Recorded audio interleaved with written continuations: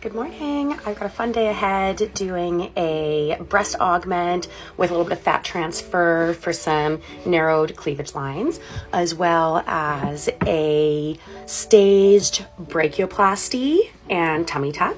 So I was going to chat a bit about the purpose of staging a brachioplasty. So that is arm surgery, typically to remove kind of the skin and fat that kind of hangs when your arms are out.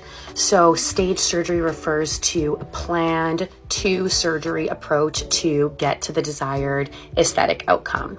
So if someone comes in looking for a brachioplasty, the main thing that I'm looking at is the degree of excess skin versus the degree of excess fat.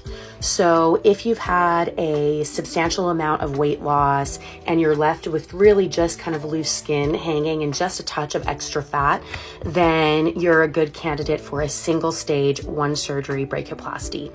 If you still have quite a bit of residual thickness that you ultimately want trimmed down as kind of trim as possible, then there is big benefit in doing liposuction first to deflate the arm, remove that fat all around it, and then in a second surgery 6 months later, removing the extra skin.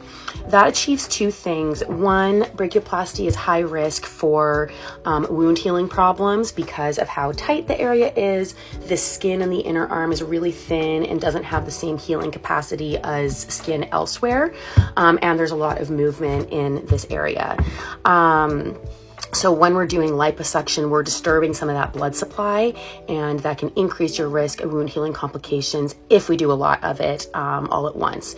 So that's why my recommendation is for optimal contour when you're coming in with a previously slightly thicker arm, to do the liposuction first, fully deflate, and then 6 months later, I'll come back and just nip out that extra skin that's there in a more controlled fashion.